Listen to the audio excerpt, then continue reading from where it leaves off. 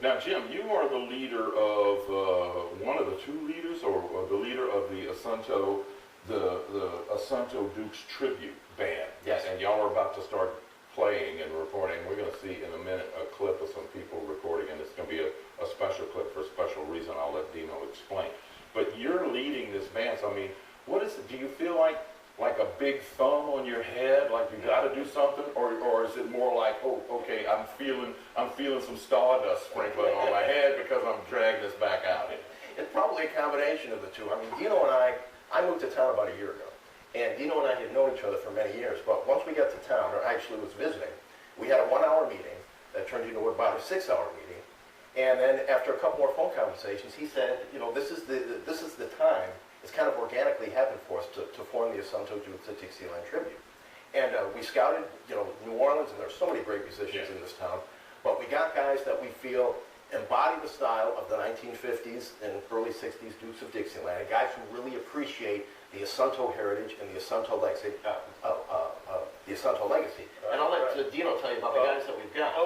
Most of the guys we have, one of the guys, I'll start off with our keyboard player, Scott Kaiser. He knew who the Dukes were, but wasn't really familiar with it. He's known me now through the jazz club for years. Yeah. So he's like Brad, and he's only 20. I know, I met him. He's like a phenomenal. He's one of those guys who go, what a punk you are, until he sits down at the keyboard. You'll see him playing in a few minutes, that video clip.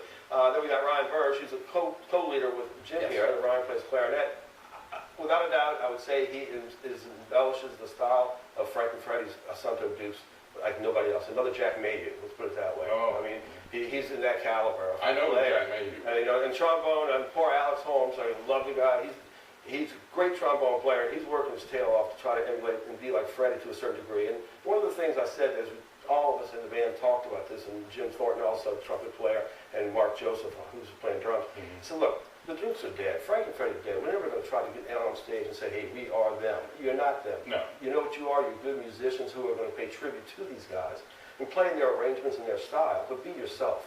Yeah, I was just thinking that, I mean, when you're talking about that, and we were talking about it before we went on the air, too. It's like, you know, it would be cool, it really would be cool for y'all to play like one well-known tune as exactly as them as you can, but that's plenty. And the rest of the time, back off and be who you are, you know, because that's what they do. Well, a lot of the guys that play this music, and I count myself in this, we got into this music because of Frank, Freddie, and Papa Jack. We listened to those records, and I know Jim Thornton agrees with being our trumpet player.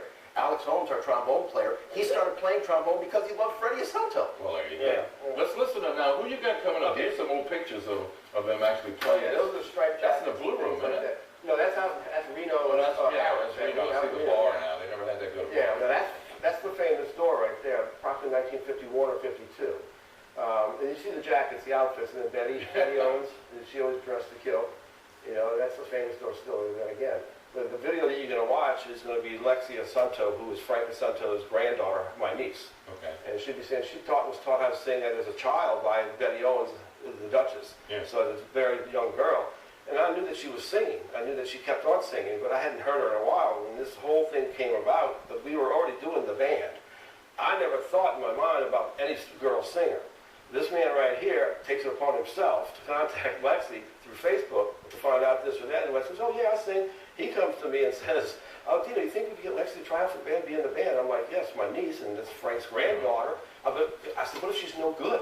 I said, how do I tell my niece, you're not good enough to be in the band, and she'll hate me? And so I was kind of in a bad spot. So this man, being the humorous guy he is, he tells me, don't worry about it. If she's no good, there's a trick. And I said, what's the trick?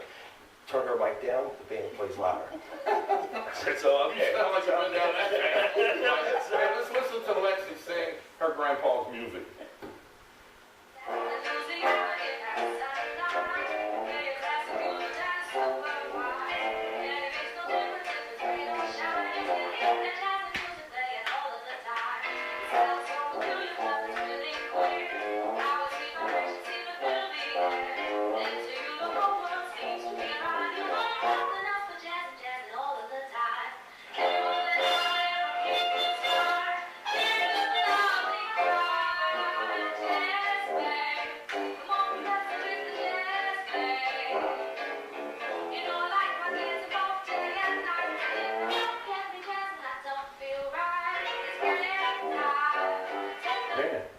actually gets up on her feet. Oh, yeah. I mean, you close your eyes and she sounds like she's in a club, and you look up and she's just casual, truck. oh, yeah. She's just sitting there, you know.